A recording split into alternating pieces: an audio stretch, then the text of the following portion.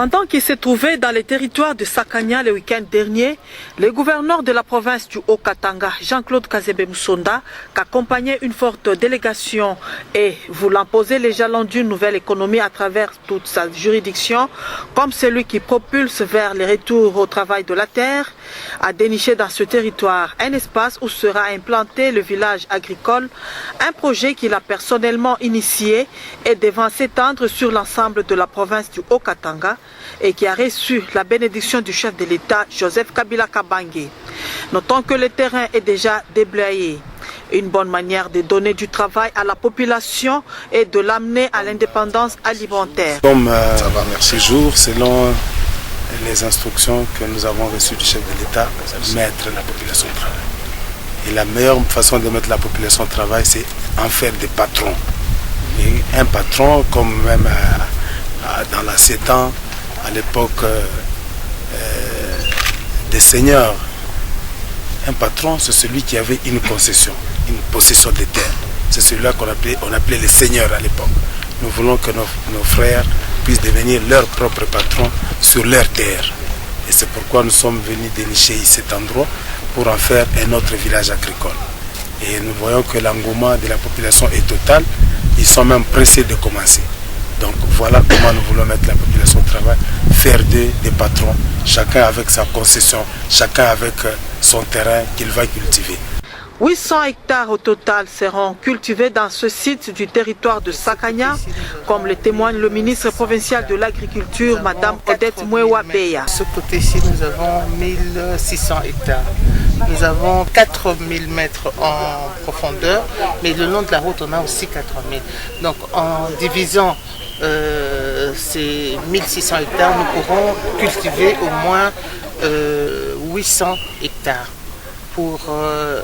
Chaque ménage aura 2 hectares, donc ça va nous faire au moins des ménages de 800 personnes. Comme d'habitude, c'est le maïs, la spéculation principale dans tous les villages agricoles, c'est surtout le maïs, parce qu'on ne voudrait pas que se reproduise la carence qu'on a eue l'année passée. Donc, mais aux endroits où nous voyons que le maïs ne pourra pas pousser malgré l'engrais, il y aura des petites difficultés, nous allons trouver une autre spéculation. Le gouvernement provincial que dirige l'honorable Jean-Claude Kazembe Musonda va disponibiliser tous les moyens pour que les villages agricoles qu'il a amorcés produisent des résultats positifs.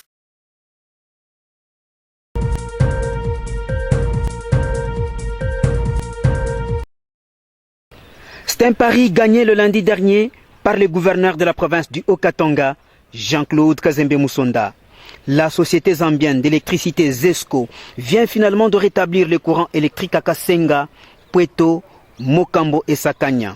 C'était juste après la réunion tripartite gouvernement provincial du Haut-Katanga, SNEL et ZESCO tenue à l'hôtel Moba de Kitwe en Zambie. Un protocole d'accord signé conjointement en présence du consul général de la RDC Andola, Madame Chantal Maloba Konji, et du consul général de la Zambie à Lubumbashi, Madame Jeanne Mouwowo, détermine les responsabilités de chaque partie prenante. La société ZESCO s'engage à fournir régulièrement le courant électrique dont les entités précitées. Et la Société nationale d'électricité, représentée par le directeur provincial Fridolin Kumbu Ilunga, a accepté d'apurer progressivement la dette estimée à 1 359 440 $ américains, en plus de la paie régulière des factures des ESCO. Nous voudrions dire merci au gouverneur pour ces initiatives qu'il avait prises.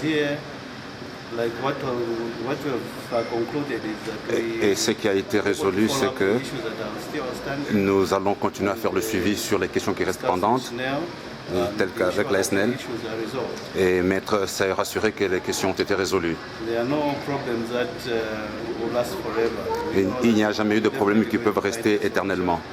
Pour sa part, le gouverneur de la province du Haut-Katanga, qui a reçu mandat du chef de l'État Joseph Kabila Kabange, s'engage à faciliter la prochaine rencontre entre ZESCO, SNEL et les entreprises minières insolvables à la base du coupure du courant électrique. Ces assises, prévues au mois d'août 2016, seront plus axées sur la sensibilisation des entreprises minières au paiement régulier des factures et sur la révision de la tarification pour les clients basse tension. C'est une proposition faite par le consul général de la RDC Andola. Madame Chantal Maloba Konji a aussi émis lever de voir ZESCO séparer les lignes des clients haute tension de ceux de la basse tension pour éviter de pénaliser la population qui honore les factures.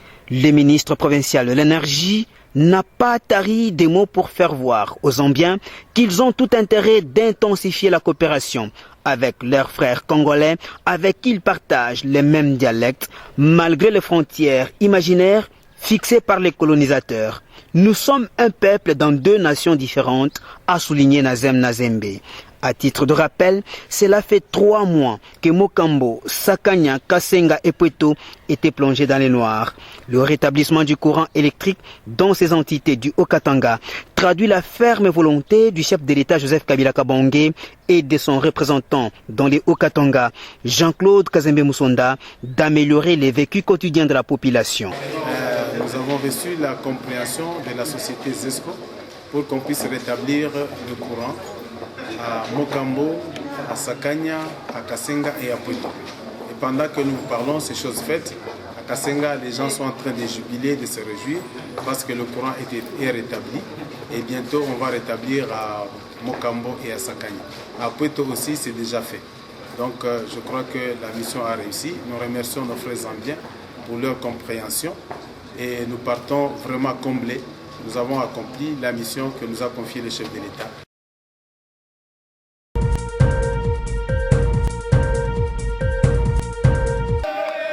Il est rentré au pays par la commune rurale de Kasumbalesa après un fructueux séjour passé en Zambie. Jean-Claude Kazembe Musonda, gouverneur de la province du Haut-Katanga, était attendu impatiemment au poste frontalier. Sans tenir compte de la fatigue, le chef de l'exécutif provincial est obligé de marcher sur une distance de près de 2 km, partant de la douane jusqu'au parking de Kasumbalesa. Derrière lui, toute une foule, scandant les cris de joie et chants de victoire. D'autres personnes perchées aux poteaux électriques, aux arbres, aux véhicules et aux murs sont curieuses de voir leur gouverneur et d'entendre sa voix. Jean-Claude Kazembe Musonda, aux côtés du vice-gouverneur Bijou Mouchitou Katfound, du président de l'Assemblée provinciale du Haut-Katanga, Dieudonné Mouelouan Sambi Wakasongo, et des membres de son cabinet et son gouvernement, est invité à couper les rubans symboliques pour l'inauguration de la piétonnière Joseph Kabila Kabange. Vient ensuite la visite des bureaux et des guichets de perception des taxes à l'import et à l'export. Tout est modernisé grâce à l'appui du gouvernement provincial en partenariat avec la DGDA. La création de la piétonnière va sans aucun doute contribuer à la lutte contre l'évasion fiscale, surtout avec le système Bilanga, qui constitue un manque à gagner pour l'État congolais. À partir de demain, personne ne pourra plus passer dans les Bilanga. À partir de demain, personne ne pourra plus passer à la Grande Douane. À partir de demain, vous avez votre sac, passez dans la piétonnière. On ne va pas exagérer les taxes. Cet argent que vous donnez aux policiers, cet argent que vous donnez aux militaires, cet argent que vous donnez à différents services, venez le mettre dans le panier pour la contribution à la construction de votre cité. Pour ce qui est de la tracasserie, et je parle ici en tant que représentant du chef de l'État, tous ceux qui sont là pour tracasser, il est grand temps qu'ils fassent leur valise et qu'ils disparaissent. Et j'appelle ici chaque responsable des services. Le responsable des services de l'OFIDA, le responsable de service de la DGM, le responsable de la police et surtout la police des frontières. Sanctionner sévèrement le service d'antifraude qui existe illégalement. Il va être remplacé par un service d'antifraude formé et compétent. Depuis qu'ils sont là, je n'ai jamais vu un camion qu'ils m'ont amené comme ayant fraudé. Mais chaque jour, j'en attrape par mes propres services. Mais ce service antifraude ne m'a jamais amené un seul camion qui passe dans la fraude.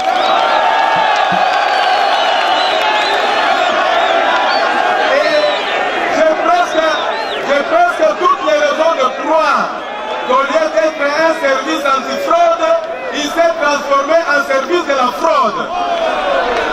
Et nous allons mettre fin à cela. Kasumbalesa doit